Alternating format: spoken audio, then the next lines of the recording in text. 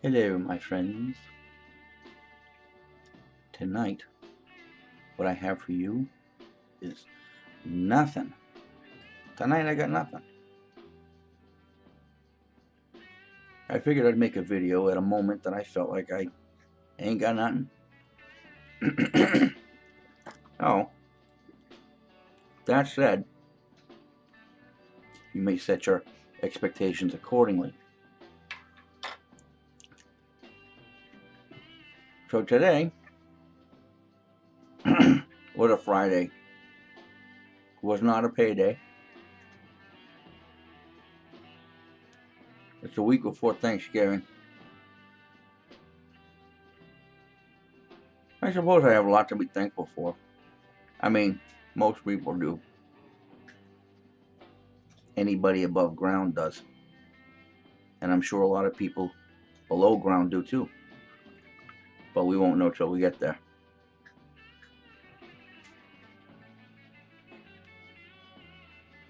You must return to the earth. To which my master said, plenty of time for the earth in the grave. It just came to me. Told you I got nothing.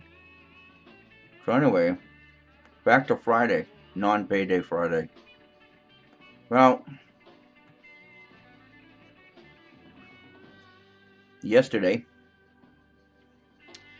I was working, and I work from home, and I provide tech support, as I've said in previous videos, for imaging machines for women's health, specifically mammography units, X-ray. I am an X-ray support technician for women's health. Anyway, I have a cordless phone that I use, and I was on the phone with a customer yesterday, and I was walking around my apartment like I do. I like to walk around, and they don't know it, but I'm probably smoking a pipe when I'm talking to them half the time. But in fact, oh yeah, before I return to that story, see this? I know one guy out there who will recognize this because I gave him one just like it. Michael, remember? You still use it? I liked the one that I gave away so much that I went looking for another one and I found it. So I've been enjoying my Don Florian freehand pipe. But I put this down with some kind of a blend in it, about 3/4 of the way smoked. I must have done that a couple of days ago, and I picked it up today, wondering what was still in it, thinking that it was empty and clean. I said, oh, there's still some leaf in there. Let me light it up. Whatever I was smoking, I was out of my friggin' mind because this sucks. And I'm going to dump this out and start fresh. You're coming with me. Yeah. Get thee from out my pipe, satanic leaf and nasty ash. They say that it's probably not a wise practice to dump out a pipe while it's still kind of warm and load it right up again. But you know what? This is a big giant hunk of friggin' wood. And it can take it. Now I will take my implement of brushation, pull the cat hair off it. Oh yeah, pull the cat hair off it. There you go. Get down inside there. Give her a few little twisties. That's a deep pipe. That brush is like in there pretty far. See, look at this. Man, it's like cleaning out a septic tank. Only more burner. Alright, get rid of that there. Now, that done. Blow the crud out of it into a wastebasket. And I'm going to go for, let's see, what we got over here? What we got happening over here? Oh, you know, how about, oh my God. Hey, how about some quiet nights? Quiet nights in a tall, narrow chimney type pipe like that, it's going to be a different experience than it is in a wide pipe, because it's a Latakia blend. It's an English. And you should really smoke English in a wide mouthed shallow pipe to get more of the smoke. But I find with very flavorful Englishes like this one, which is probably the most flavorful English that I know of, to smoke it in a tall pipe takes a little bit of the smokiness out of it and gives you a little bit more of the flavor of the leaf itself, which I relish sometimes. I like this particular blend in both types of pipe. Before I return to my walking around with my phone doing tech support story, I'm going to fill this up with a loose packing of Quiet Night from GLPs. And it's time killers like this that make videos just too long. So I'm going to quickly... This is so hard to hold in my teeth. You're going to watch it fall at some point. I know you are. Back on goes the lid. Thank you, Mr. Peas. A little quick finger push. You don't want it too tight. Loose. Loose. Loose is the thing.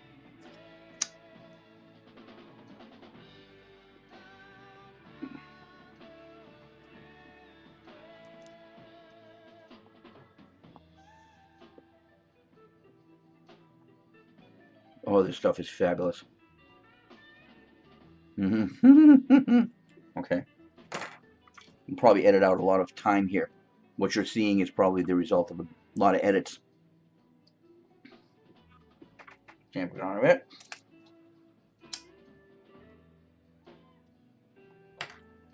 There you go.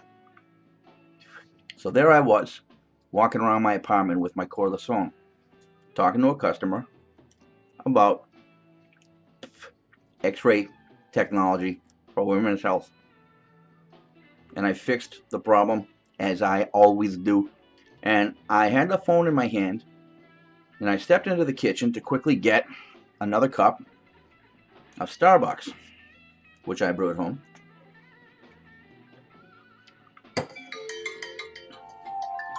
Shut up. That's my medicine alarm. Well, when I went into the kitchen, I saw Benny, my big male cat, half Maine Coon, big, tall, you've seen him. Benny, sitting in the middle of the kitchen floor, like the Sphinx, only taller. And he kept cocking his head in one direction. He'd look at me like, hey, feed me something. Then he'd be like, hold on. And I became suspicious. And I went over and I went down to head level with him. And I looked where he's looking. Benny, what do you see? He says, nothing. I said, what's over there? He goes, I'm not sure, but did you hear that? And I said, oh.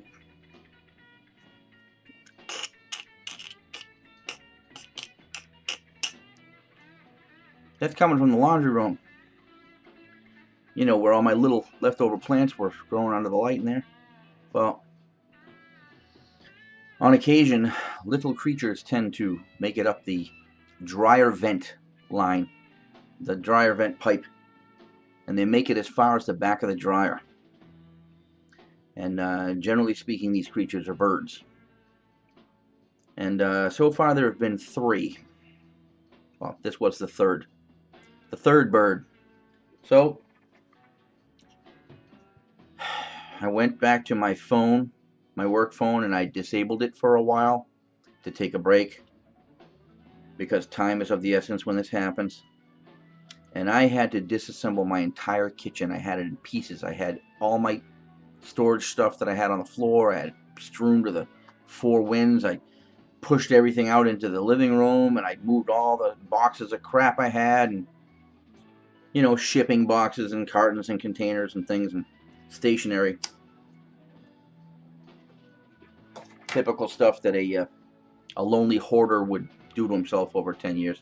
Oh, I moved it all, Did I ever tell you that Quiet Nights is fantastic? This is fantastic.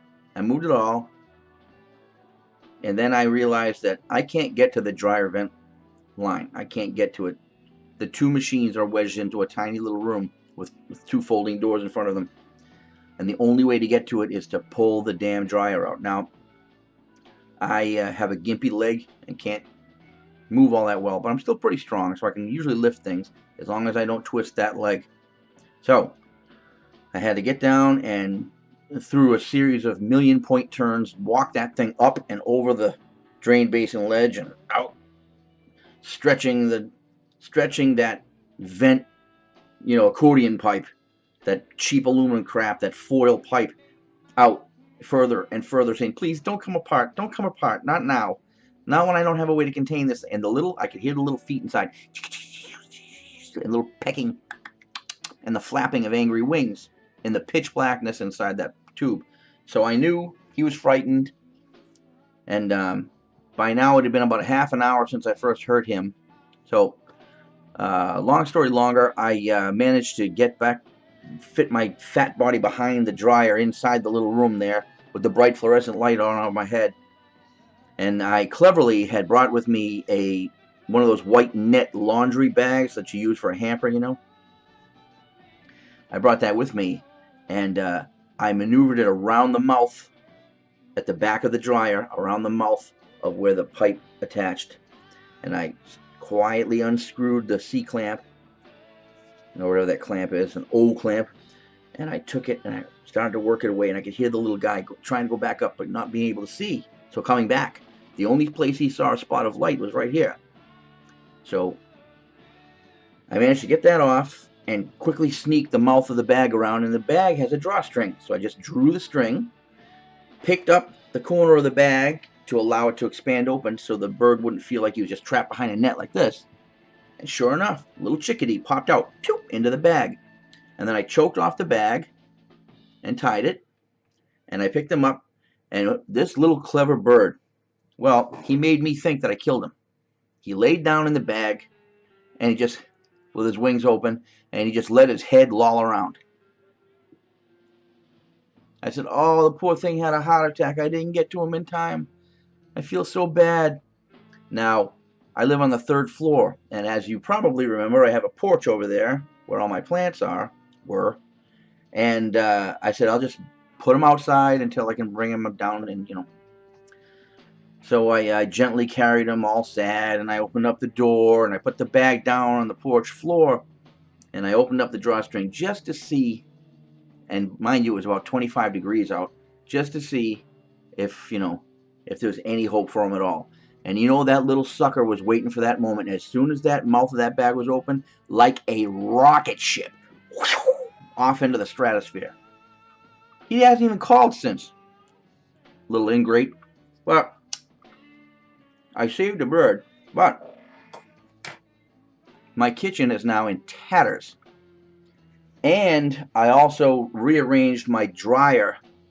I reoriented it in the room. I put it back in at a 90-degree angle to where it was before. The way I had it was I had the washer, which is a top loader, on the right side, and I had the dryer, which is a front loader, on the left side, but with the space between the two machines, I put the door of the dryer into space, just so that I would only have to open one double door to reach both machines. Well, I can't describe to you the bitch of a time I had with my body size and my inability to maneuver easily to get back behind that dryer and reattach that stupid foil accordion pipe to the back of my dryer again. There's no way to make it bird-proof. You can't. If you put a net or a screen in there, it'll just clog up with lint and you'll start a fire. You can't do that. You gotta leave it open. So I managed to wedge the thing back in. I put the dryer in facing out now. So now I have to open both doors to do my laundry. But that does me a favor, actually, because all that storage crap that was on the floor in front of that left-hand door, now I have to put it away. Get it out of the kitchen. My sister Lisa is going to be so happy because she says that I look like a pack rat. She hates my house. Well, when she comes into the kitchen and it's actually not loaded with crap on the floor, she's probably going to be pretty happy with me. So I hop on the phone. It's 4:30. Hi, Mr. Landlord. I have a favor to ask of you. What do you want, Larry? Come on, I don't ask you for nothing. And my rent's always right there. He's like, that's true. I'll give you that. Said, I want somebody to put some kind of a cover over the dryer vent outlet outside my building. He's like, well, you're on the 3rd floor. I said, and? He says, well, you know how it goes. If I do it for one person, I got to do it for... Then do it for everybody, Don, because I'm sure that the birds are getting in everybody's dryers. There's one little bit of this story that I left out that I will tell you. And I threw this at him.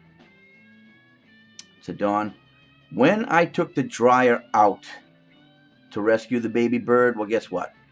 There was a dead bird underneath my dryer. Please put a cover or a net or something, a grate over the outer dryer vent, or at least make the aperture too small for a bird to squeeze into, all right? Something. Get a guy on a ladder, do something, because the next friggin' bird that comes up that pipe, your guys are going to come down and get him out. And they're going to put my kitchen back together when they're done. He hung up on me. Set off the asshole alarm.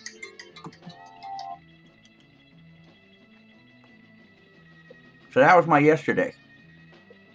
But today,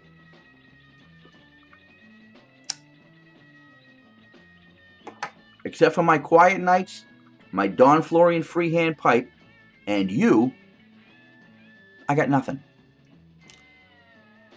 I hope you have a wonderful weekend. And maybe I'll see you again before Thanksgiving, 2018. Signing off. Your bud, PipeCat. It ain't working.